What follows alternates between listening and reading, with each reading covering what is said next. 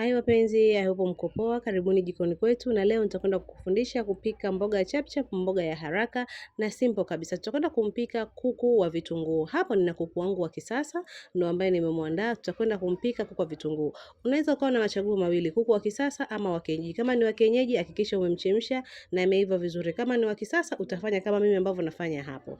Haya, mahitaji yetu, tunahitaji mafuta ya kupikia, tunahitaji jina moto, chicken masala, Maggi Star, pilipili ya kunukia, vitunguu maji viwili vikubwa, alafu kitunguu saumu, tangawizi pamoja na binzari ya mchuzi. Hivyo ndio viungo ambavyo tutakwenda kupika kuku wetu wa vitunguu. Huyu ni mboga rahisi kabisa na ni kuku ambaye ni simple na mtamu sana. Hakika utaenda kumpenda. Haya, chukua kuku wako, muoshe vizuri, then muweke jikoni. Halafu utakwenda koroga, utachanganya. Hapo nitaweka kiungo ambacho nimeweka ni tangawizi, kitunguu saumu pamoja na ajinomoto. Hivyo ndio ambavyo tunatanguliza. Then utakwenda kumwekea vimaji kidogo sana, maji kidogo. Halafu utamkoroga kidogo na vile vimaji kidogo. Unaona jinsi ambavyo tunafanya. Koroga hapo na yale maji ambayo tumetoka kuoshea sasa, yale ambayo yani tunaweka maji kidogo sana, au wewe ukitoka kumuosha kama ana maji mengi tumia yale. Mchemshe kidogo. Unaona? Chemsha kidogo, mkaange kidogo hapo. Alafu utaongeza maji nusu kikombe. Yani maji ni kidogo sana. Maji nusu kikombe kwa ajili ya mchuzi sasa, na kumchemsha kidogo aive. Ongeza maji kidogo kama nusu kikombe, nategemea unapika wingi gani. Kama mimi hapo, baada ya kumkaanga hivyo, unaona hayo ni maji yake ambayo alikuwa amechemkia.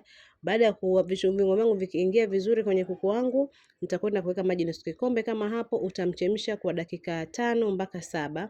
Then toa ule mchuzi sasa, ile supu itoe, iweke pembeni, tumwache kuku mwenyewe. Alafu utakwenda kumfanya shallow fry. Nikisema shallow fry kwa maana utamkaanga na mafuta kidogo sana. Unaona mafuta yangu yale ambayo nimekuonyesha kwamba sikuweka mafuta yote, nilibakisha yale ambayo tuliona mwanzoni, nilibakisha. Tunaweka mafuta kidogo sana kwa sababu huyu ni kuku wa kisasa na huwa anatoa mafuta. Kwa hiyo utampika shallow fry. Hakikisha umemkaanga mpaka unaona hiyo rangi ya udhurungi inatokea ama rangi ya kahawia.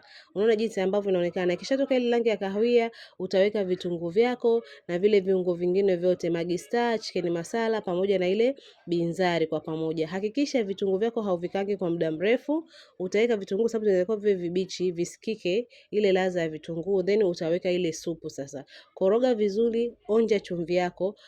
Kumbuka jamani, tukiwa tunatumia viungo usiweke chumvi kwanza. Kama hapa unavyoona, mimi sikutumia chumvi kabisa kwa sababu viungo vyangu vyote 90% vina chumvi. Kwa hiyo sikuweka chumvi kabisa. Ukipenda unaweza ukaongeza na maji ya limao. Baada ya dakika 5 mpaka 7 mchuzi wako utakuwa tayari na muonekano wa chakula chetu utakuwa ni kama hivyo. Hapo tuna ile kuku wetu wa vitunguu, niliandaa na ugali ambao tulikuwa tuna mboga ya majani kidogo.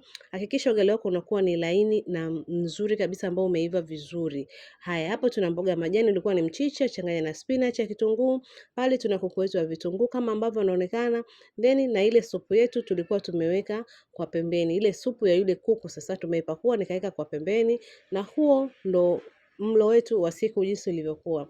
Leo nilikuwa nakufundisha kupika mboga rahisi ya faster na tamu sana. Kama umechoka kula kuku wa kukaanga, umechoka kula kuku wa mchuzi, hebu jaribu aina hii ya kuku wa vitunguu, utakwenda kunishukuru na utakwenda kumpenda. Ni tamu sana, so simple na ni haraka kutengeneza.